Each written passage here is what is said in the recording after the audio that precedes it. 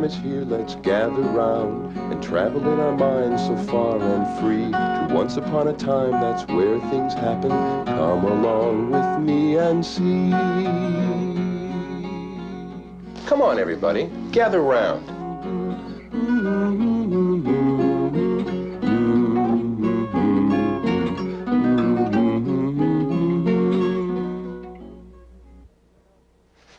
You know, nobody likes a bully, except maybe another bully. A bully is somebody who always picks on somebody smaller than they are. That way they always win. That's not very nice, but bullies aren't very nice either. I can remember one time when I was little, I had a bully take care of me. I was little and I was going to school, and every morning I go out that front door, and there in the front yard is this kid. His name was Rusty or Butchie. I think it was Rusty. Rusty's standing there waiting for me, and I walk out, I look at him, he looks at me, wham, he knocks me down on the ground every morning. He just beat me up when I was a little kid. I didn't do anything to him. He was a bully. Well, I got tired of this, you see, so I started sneaking out the back door every morning to go to school. I figured that's how I'd take care of it. One morning, I'm sneaking out the back door with my books, and my big brother Pat's standing. He says, "Where do you think you're going?" I said, "I think I'm going to school." He said, "Well, school's out the front door." I said, Rusty's out the front door. I'm going out the back door." He says, you go out the front door. That's where school is." So I said, "Bye, Pat. It was nice knowing you." I go out the front door. There's Rusty, and wham! Down I go. Suddenly, wham! Rusty's up in the tree. I look around, and there's Pat. Pat had taken Rusty and whipped him up in the tree and said, "Rusty, you're staying up there until you come down and you're friendly. And you can stay up there forever for all I care."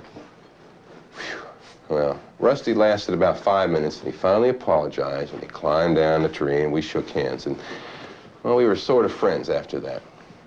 Well, I was lucky. I had a big brother take care of my bully. Now, today's story is also about a bully, but there are no big brothers in it.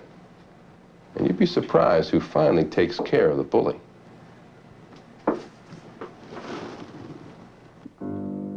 One warm afternoon, the leopard's wife and the rabbit's wife had stopped under the shade of the baobab tree. They were talking about their husbands. The leopardess said, "My husband, Nailukwe, is so handsome and brave. I am sure he is the bravest of all the animals." Now, the rabbit's wife knew that her husband, Kalulu, was only a rabbit, but she was so very proud of him that she boasted. "Well, Nailukwe is handsome, but not nearly as handsome as Kalulu. And brave? Well, Kalulu is afraid of nothing. Kalulu jumps at his own shadow. And how can you think he is handsome with those big, silly ears? Now, really, my dear." Kalulu's wife was very annoyed. Well, not only is he handsome and brave, but he is also the cleverest of all the animals. Kalulu is brave, handsome, and clever. Nailukwe's wife stretched out a silken paw and licked it slowly. "My dear, I really can't waste any more of my valuable time on this ridiculous conversation. Your husband is a plain and timid little rabbit, just like you. Good day." She got up and walked away. Kalulu's wife was angry now. She put her basket over her arm and hopped off for home.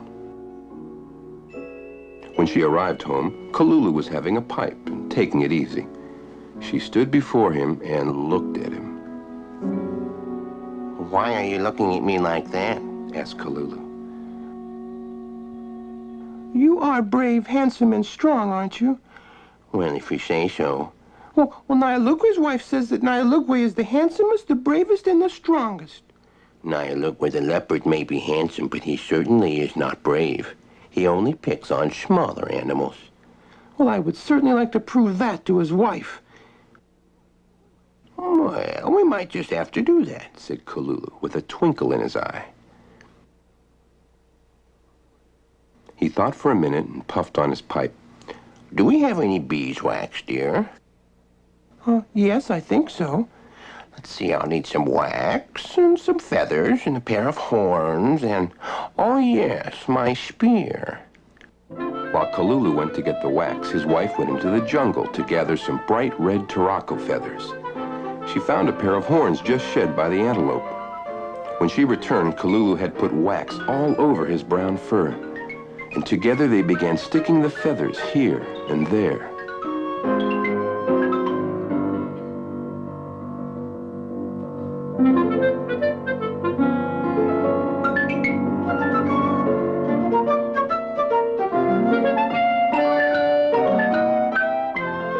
Soon, Kalulu did not look much like a rabbit. It would be hard to say just what he did look like. With more of the sticky wax, Kalulu glued the horns to his head. The horns, with his big ears, looked very strange and scary.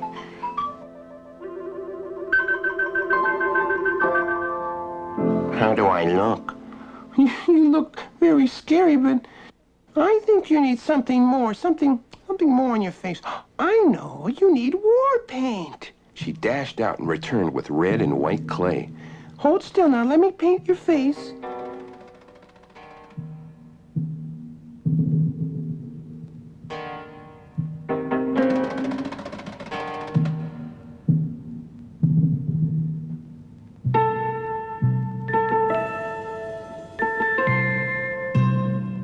Kalulu stood still while his wife made large streaks of red and white across his forehead and down his cheeks.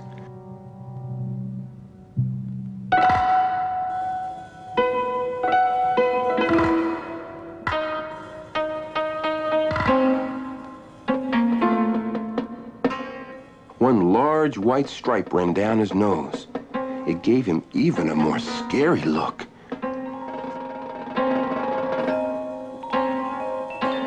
When everything was finished just so, Kalulu took his spear and hopped off into the jungle.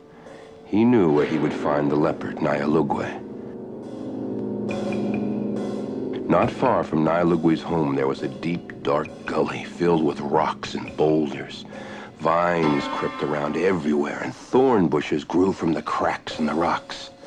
It was a gloomy place where Nyalugwe often hid to scare smaller animals who passed by. This day, Kalulu decided to do that very same thing to Nyalugwe. He knew the leopard would pass through the gully on his way home. Kalulu found a small space between two large rocks. He squeezed himself in and waited for his big ears to tell him Nyalugwe was near. Before long, Kalulu heard some footsteps. They were definitely the leopard's. Nyalugwe was returning home with a basket of corn. He did not suspect a thing.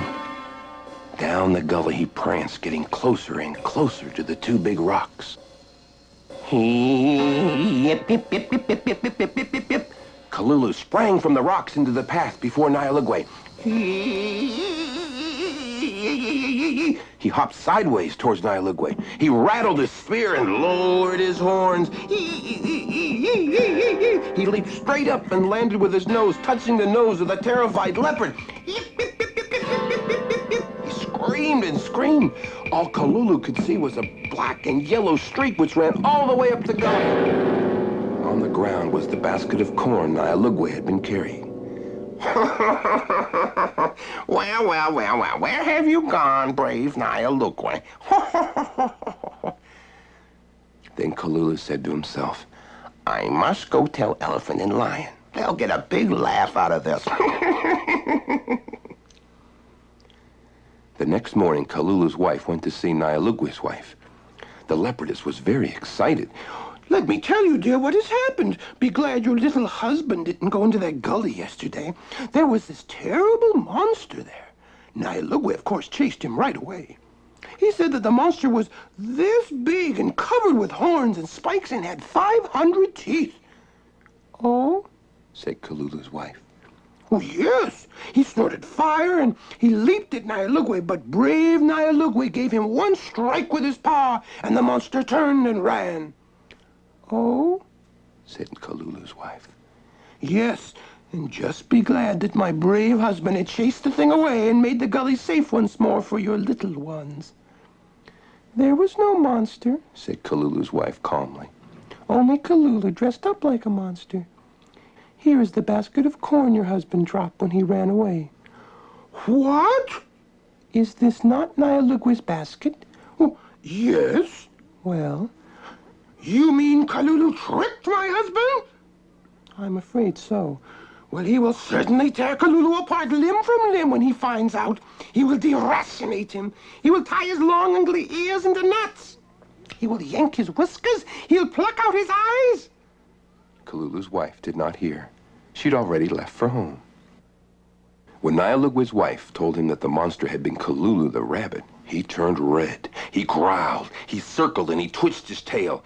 "Wait until I catch that rabbit." He snorted, and off he ran to Kalulu's house.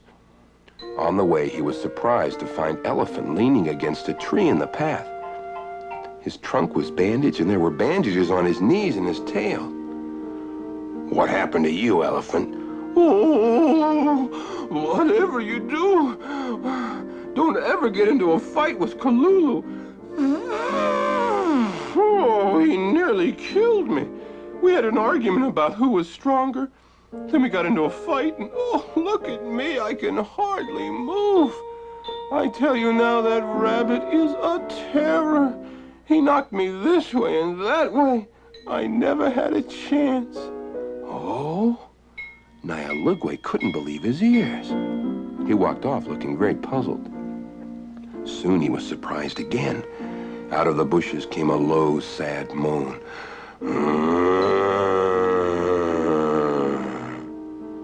Nyalugwe discovered the lion lying by the path. Oh, poor me. Don't even look at me. I'm supposed to be the king of beasts, but a rabbit has almost killed me. What do you mean? Oh, I'm too embarrassed to tell. Don't even ask. Well, you see, Kalulu and I were arguing about who was stronger. We got into a fight. He got hold of my tail, and he swung me round and round. I never even got to see what was happening. Round and round, and then he flung me. He flung me up in the air. I sailed across the trees, the rivers, the rocks, the reeds, and I landed here. Would you please help me up? I haven't dared move by myself. Oh, I think everything is broken.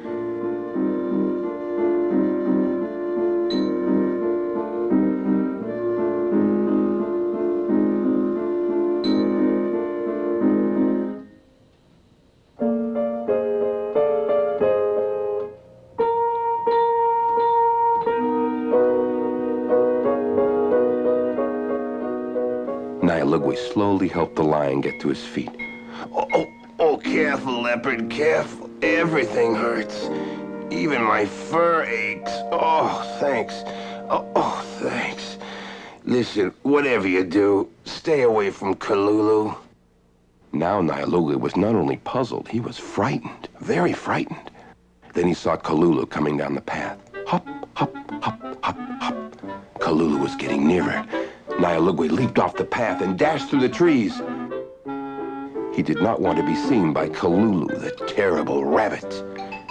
Kalulu hopped on down the path. Hop, hop, hop, hop, hop, hop, hop. Soon he came to Lion. Good day, Lion. Good day to you, Kalulu.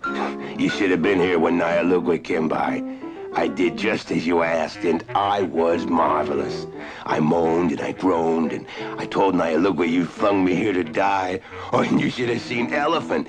Elephant put bandages all over himself, even his tail. Kalulu laughed.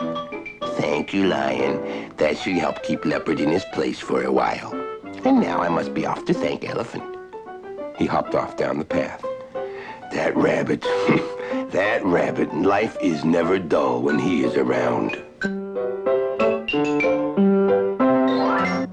Story time is done, and so goodbye, until it's time to gather round again. It's kind of hard to wait, but we will try, and hope that we will see you then.